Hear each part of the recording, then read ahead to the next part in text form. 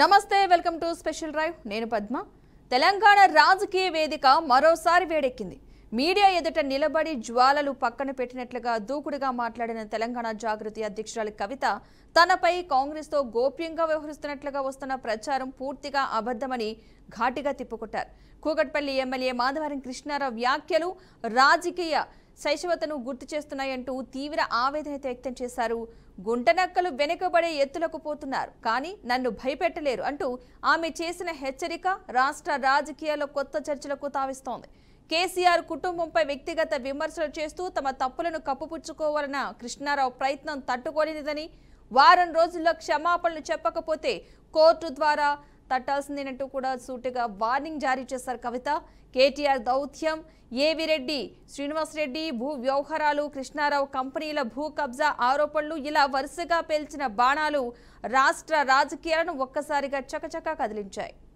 ఒకవైపు బీఆర్ఎస్ లోపలి సంక్షోభం మెల్లగా పైకి ఎగబాగుతూ ఉండగా మరోవైపు కూకట్పల్లి నుండి వచ్చిన ఒక వ్యాఖ్యతో పెనుముప్పు తెరలేపబడింది కాంగ్రెస్ తో తాను చర్చలు జరుపుతున్నట్లు ప్రచారం చేయడం అసలు నిజం కాదని మండిపడ్డ కవిత వ్యక్తిగత జీవితంపై చల్లిపోసే బురదను ఇక భరించబోనని స్పష్టం చేశారు మాధవరం కృష్ణారావు వెనుక ఎవరున్నారో నాకు తెలుసు చిన్న చిన్న నక్కలు పెద్ద పెద్ద గొడవలు పెట్టించాలనుకుంటున్నారు అంటూ ఆమె చేసిన ప్రతిస్పందన రాజకీయాల్లో అపూర్వంగా భావించే ధాటిని చూపింది చెరువుల కబ్జాలు భూములు ఎలాగోలా మార్చడం కంపెనీల్లో డైరెక్టర్ల పేర్ల వెనుక దాగిన భూములు మింగేయడం ఈ ఆరోపణలను వరుసగా బయటపెట్టడం కవిత వ్యాఖ్యలకు మరో ఎత్తును తీసుకొచ్చింది తెలంగాణ రాజకీయాల్లో మళ్లీ కవిత సునామీ అలలు ఎగిసిపడుతున్నాయి పార్టీ నుంచి తరిమివేసే రాజకీయంగా తాను వెనక్కి వెళ్లబోనని దేవుడు దయచేస్తే ముఖ్యమంత్రి కుర్చీ కూడా సాధ్యమేనని ప్రకటించిన వ్యాఖ్యలు ఇప్పుడు చర్చకు కేంద్ర బిందువయ్యాయి 2014 నుంచి జరిగిన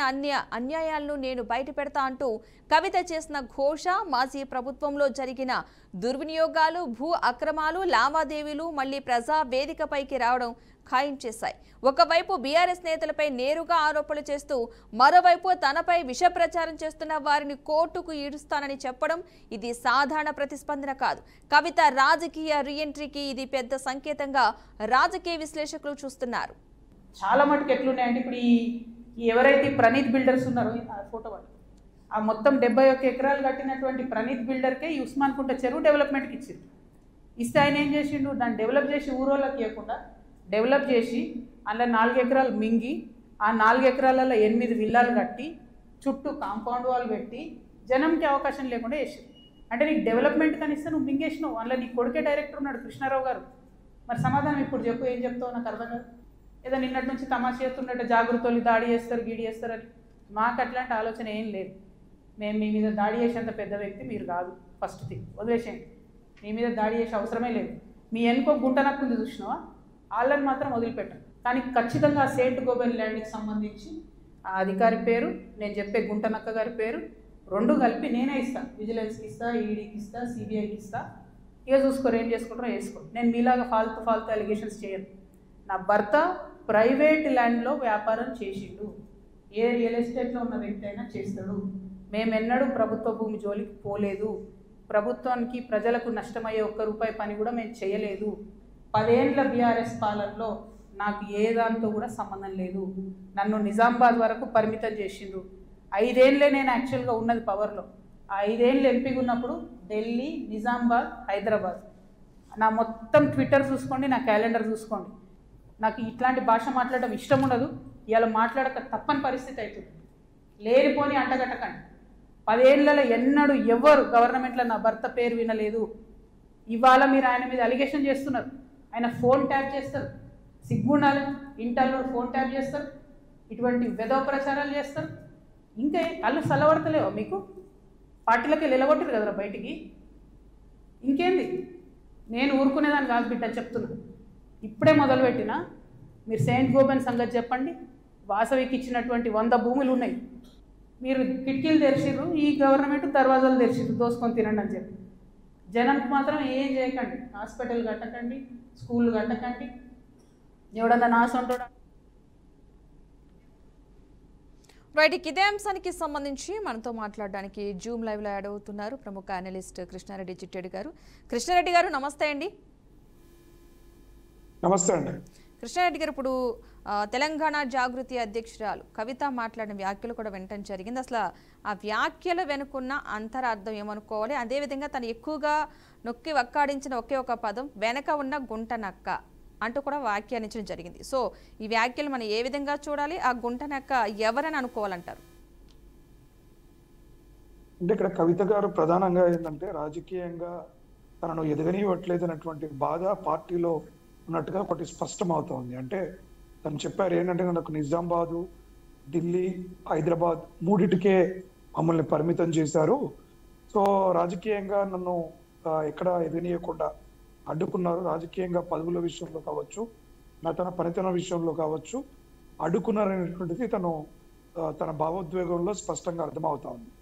దానికి తోడుగా ఇవాళ పార్టీ నుంచి సస్పెండ్ చేయటం, తన సొంత తండ్రి పార్టీ అధ్యక్షుడిగా ఉండి, కార్యనిర్వాహక అధ్యక్షుడిగా సొంత అన్నగారు ఉండి పార్టీలో అటువంటి సంక్షోభాన్ని పరిష్కరించకుండా తనని పార్టీ నుంచి గెంటేయటం అనేటువంటిది వారు కవిత గారు జీర్ణించుకోలేకపోతున్నారు అనేటువంటిది కూడా ఒకటి స్పష్టంగా కనబడతా ఉంది.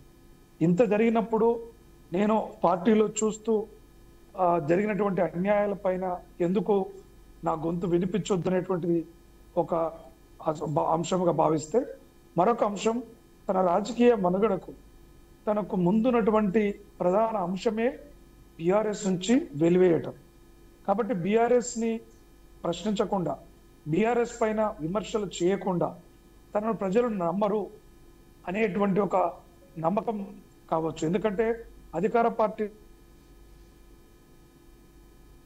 ప్రశ్నించే ముందు, నిలదీసే ముందు తన కుటుంబం నుంచి పార్టీలో ఏ రకమైనటువంటి అవమానాలు లేదా అన్యాయాలు కుటుంబం తరఫున కావచ్చు, లేదా రాజకీయ మిగతా వాళ్ళ తరఫున జరిగినటువంటి అన్యాయాల గురించి కాకుండా ఇవన్నీ కూడా ఒక రకంగా ప్రజలందరికీ అర్థమవుతున్నట్టు అనిపించినా, మరి ఇన్ని ఆధారాలు ఇన్ని ఉంటే ఒక్కొక్కటిగా డైలీ సీరియల్ లాగా విడుదల చేయాల్సిన అవసరం ఏమో ఉంది. ఇవన్నీ కూడా పత్రికాముఖంగా వారు క్షమాపణలు అడిగితే అన్యాయం చేసిన వారిని, దోపిడీ చేసిన వారిని కవిత గారు క్షమిస్తారా? తనకు కూడా తన ఆ ప్రశ్న పైన కూడా సమాధానం చెప్పాలి. రాజకీయ నాయకులు చాలా ఈ సందర్భాలు అంటుంటారు, మీ అంతు చూస్తాము, మాకు జరిగిన మమ్మల్ని విమర్శించారు కదా, మాకు సారీ చెప్పండి, లేకపోతే మిమ్మల్ని వదలము అంటారు. అరే తప్పు చేస్తే క్షమాపణ చెప్పేస్తే సరిపోతుందా? అది వ్యక్తిగతంగా జరిగినటువంటి తప్పులకు వ్యక్తిగతంగా క్షమాపణలు చెప్తే మీరు క్షమిస్తే అందరూ హర్షిస్తారు. అది మీ ఇష్టం, వ్యక్తిగత ఇష్టం. కానీ రాష్ట్ర ప్రజలకి, రాష్ట్ర సంపదను దోచుకున్నటువంటి నాయకులకి మీరు ఎట్లా క్షమాపణ అంగీకరిస్తారు? ఒకవేళ నిజంగా వాళ్ళు దోపిడీ చేశారు అని మనం భావించినా, దోపిడీ చేశారు అనుకున్నా, ఇది ఏ రకంగా నమ్మదశక్యంగా ఉంది?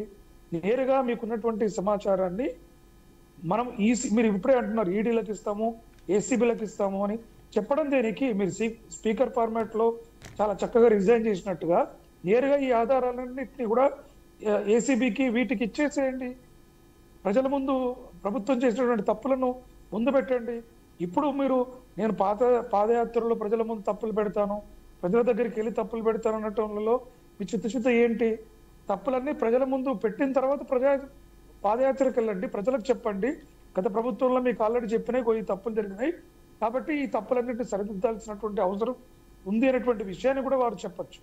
కాకపోతే ఇక్కడ ఈ ఎపిసోడ్ లో అందుకనే ఏంటంటే కొంత సమాచారం తను చెప్తున్నటువంటివి తనవి కూడా రాజకీయ విమర్శలేనా, లేదా ఖచ్చితంగా తన కుటుంబంలో సన్నిహితంగా ఉన్న వ్యక్తి, తన కుటుంబం అధికారంలో ఉన్న పార్టీ కాబట్టి తనకు అనేక విషయాలు సామాన్యంగా మిగతా ఎమ్మెల్యేలకు తెలియని విషయాలు కూడా తెలుసుకోవడానికి ఆస్కారం ఉన్నటువంటి అవకాశం. కాకుంటే ఇదంతా నివురుగప్పిన నిప్పురా ఇంతకాలం అంటే తన కవిత గారికి ఇది ప్రధానంగా పడిందే అంటే 5 సంవత్సరాలు మాత్రమే తన అధికారంలో ఉన్నానని చెప్పడంలోనే నన్ను ఓడగొట్టింది కూడా వీరే. గతంలో కూడా చెప్పారు వారు నేరుగానే, తన ఓటమికి కారణం కూడా ఆ గుంటనక్కలే. గుంటనక్కల పేరు కూడా చెప్పేశారు వారు.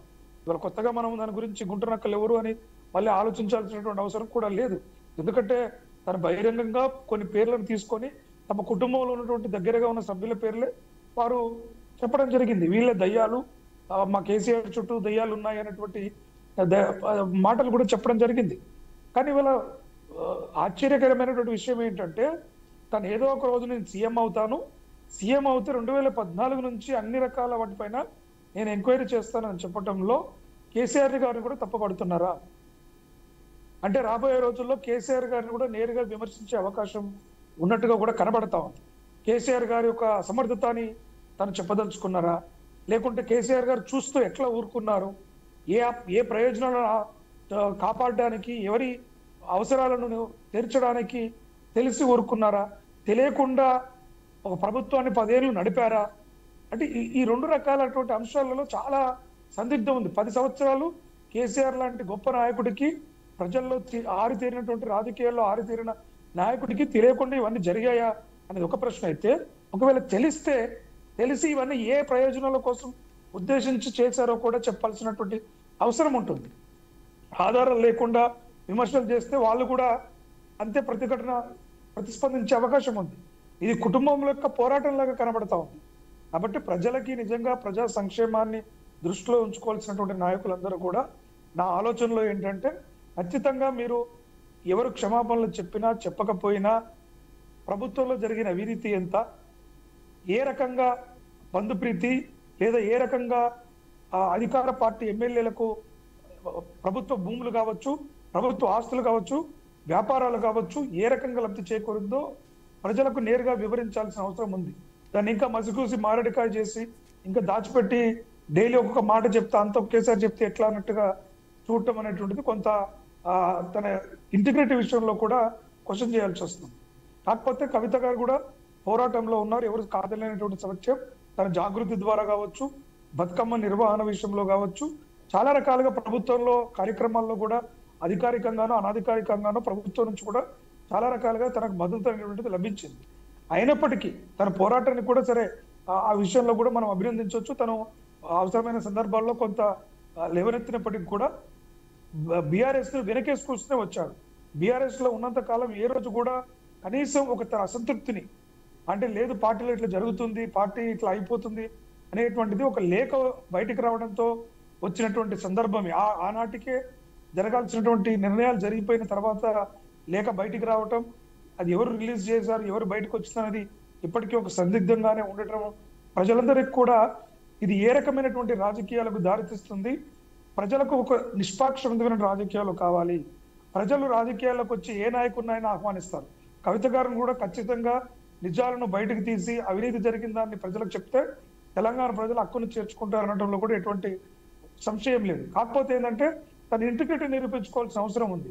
10 ఏళ్ళు తను కూడా తన భాగస్వామ్యంగా ఉండి ఈ రోజు కుటుంబంలో ఉన్నటువంటి పెత్తానానికి, ఎందుకంటే కేసీఆర్ తర్వాత ఎవరు ముఖ్యమంత్రి అవుతారు, అటు హరీష్ రావు అవుతారా లేదంటే కేటీఆర్ అవుతారు అనేటువంటి సారథ్యంలో వీళ్ళు ఇద్దరి పేర్లే వినపడుతున్నాయి. నేనెక్కడికి పోతాను అనేటువంటి ఆందోళనే నేపథ్యంలో బయటకు వచ్చిందని కూడా మరికొందరుగా ఆలోచించేటువంటి వాదన కనపడతా ఉంది. కాబట్టి మొత్తానికి అయితే కృష్ణారెడ్డి గారు కవిత వ్యాఖ్యలు ఏమైనా బీఆర్ఎస్ కి ఎఫెక్ట్ కలిగే అవకాశం ఉందనుకోవచ్చు అంటారా? కవిత వ్యాఖ్యలు ఏమైనా బీఆర్ఎస్ కి ఎఫెక్ట్ తగులుతాయంటారా ప్రజల్లో? ఖచ్చితంగా తగులుతాయండి. ఎందుకంటే గతంలో కాంగ్రెస్ పార్టీ కూడా ఈ రకమైనటువంటి ఆరోపణలు చేయడం వచ్చింది. వాళ్ళు ఆరోపణలు చేసి ఆరోపణలతోనే అధికారంలో కూడా రావడం జరిగింది. ఇవాళ కవిత గారు చేస్తున్న ఆరోపణలు వాటికి అవి అన్ని నిజాలేనట్టుగా కనబడుతున్నాయి. కాబట్టి ప్రజలు ఖచ్చితంగా నమ్మడానికి ఆస్కారం ఉంటుంది. ఎందుకంటే కవిత గారు వాళ్ళ కుటుంబంలో ఒక సభ్యురాలు కాకుండా బయట కేవలం ఒక ఎమ్మెల్యేనో ఎమ్మెల్సీగా ఉండి ఆరోపణలు చేస్తే అవి పెద్దగా జనాలు కూడా పట్టించుకునే వాళ్ళు కాదేమో. బయటకు వచ్చారు కాబట్టి అసంతృప్తి ఉంది కాబట్టి మాట్లాడుతున్నారు, అదే పెద్ద విషయం కాదని. కానీ కుటుంబ సభ్యురాలు కేసీఆర్ గారి సొంత కూతురు ఇలాంటి మాటలు మాట్లాడినప్పుడు, దట్టు కవిత గారు కూడా ప్రత్యక్ష రాజకీయాల్లో ఉన్నారు. వారు ఎంపిక చేశారు.